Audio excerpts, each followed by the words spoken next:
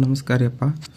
ನೋಡ್ರಿ, ಈ ಸತಿ UCMS ಅಲ್ಲಿ ಹೆಂಗೆ ಕಾನ್ವೊಕೇಶನ್ ಅಪ್ಲೈ ಮಾಡ್ಬೇಕು ಅಂತ ಹೇಳ್ತೀನಿ ಮೊಬೈಲಲ್ಲೇ. ಸೊ ಈಗ ನಾನು ಲಾಗಿನ್ ID ಎಲ್ಲ ಎಂಟ್ರಿ ಮಾಡಿದ್ದೀನಿ. ಸೊ ನೆಕ್ಸ್ಟು 4829 ಅಂತ ಕ್ಯಾಪ್ಚಾ ಎಂಟ್ರಿ ಮಾಡ್ತೀನಿ.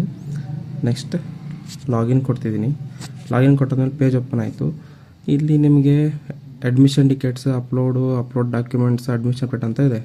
ಬಟ್ ನಿಮಗೆ ಎಲ್ಲಿ ಇದು ಮೊಬೈಲಲ್ಲಿ ಕಾಣಿಸ್ತಿಲ್ಲ, ಅಂದರೆ ನಿಮ್ಮದು ಎಕ್ಸಾಮ್ ಅಪ್ಲಿಕೇಶನ್ ಫಿಲ್ ಮಾಡೋದು ಎಲ್ಲಿ ಗೊತ್ತಾಗಲಿಲ್ಲ ಅಂತಂದರೆ ಏನು ಮಾಡಬೇಕು, ಇಲ್ಲಿ ಅಡ್ಮಿಷನ್ ಅಪ್ಡೇಟ್ ಅಂತ ಇದೆ. ಇದನ್ನು ಕ್ಲಿಕ್ ಮಾಡಿ. ನೋಡಿರಿ ಮೇಲ್ಗಡೆ ಇಲ್ಲಿ ಬ್ಲೂ ಕಲರ್ ಇದೆಯಲ್ಲ, ಇಲ್ಲಿ ಬ್ಲೂ ಕಲರಲ್ಲಿ ನಿಮ್ಗೇನು ಕಾಣಿಸ್ತಾ ಇಲ್ಲ. ಗ್ರೀನಲ್ಲಿ ನಿಮ್ಗೇನು ಕಾಣಿಸ್ತಿಲ್ಲ.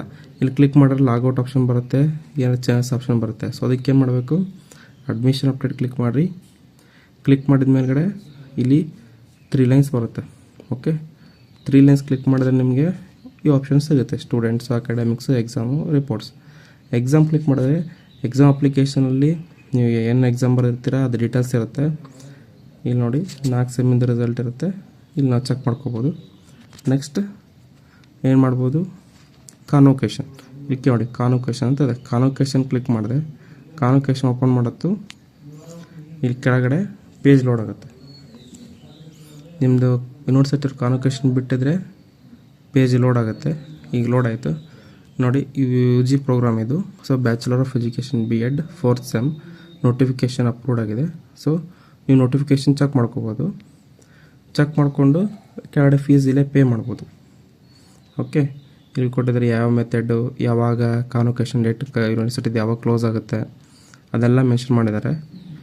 ನೆಕ್ಸ್ಟ್ ಏನು ಮಾಡಬೇಕು, ಇಲ್ಲಿ ಪೇ ಕಾನ್ವೊಕೇಶನ್ ಫೀಸ್ ಅಂತ ಇದೆ. ಸೊ ಈ ಕಾನ್ವೊಕೇಶನ್ ಫೀಸ್ನ ನೀವು ಪೇ ಮಾಡಬೇಕು. ಪೇ ಮಾಡಾದಮೇಲೆ ಇದರಲ್ಲಿ ಬರೋ ಟ್ರಾನ್ಸಾಕ್ಷನ್ ID ತೊಗೊಂಡು ಅಗೇನ್ ಮತ್ತೆ ನೀವು ಲಾಸ್ಟ್ ಟೈಮ್ ವಿಡಿಯೋದಲ್ಲಿ ಅಪ್ಲೈ ಮಾಡಿದ್ದಲ್ಲ ಆ ಪೋರ್ಟಲಿಗೆ ಹೋಗಿ, QAD ಪೋರ್ಟಲಿಗೆ ಹೋಗಿ ಅಲ್ಲಿ ಅಗೇನ್ ನಿಮ್ಮ ನೇಮು ಕನ್ನಡದೆಲ್ಲ ಎಂಟ್ರಿ ಮಾಡಿ, ಆಮೇಲೆ ಇಲ್ಲಿ ಚಲನ್ ನಂಬರ್ ಕೇಳುತ್ತೆ ಬಾಟಮಲ್ಲಿ. ಸೊ ಆ ಚಲನ್ ನಂಬರ್ಲ್ಲ ನೀವು ಈ ಟ್ರಾನ್ಸಾಕ್ಷನ್ ID ಎಂಟ್ರಿ ಮಾಡಿ ಸಬ್ಮಿಷನ್ ಕೊಟ್ಟು ಆ ಕಾಪಿನ ಹೋಗಿ ಯೂನಿವರ್ಸಿಟಿ ಸಬ್ಮಿಟ್ ಮಾಡಬೇಕು. ಇದಿಷ್ಟು ಪ್ರೊಸೀಜರು.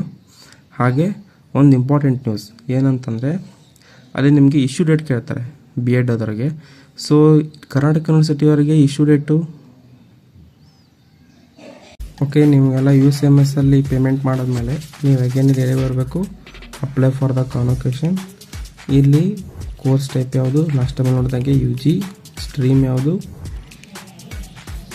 ಓಕೆ, ಈ ರೆಗ್ಯುಲರ್ ಎಕ್ಸ್ಟರ್ನಲ್ ಇರುತ್ತೆ, ಸ್ಟ್ರೀಮು ಬರುತ್ತೆ ನೋಡಿ. ಸ್ಟ್ರೀಮ್ ಬಂತು.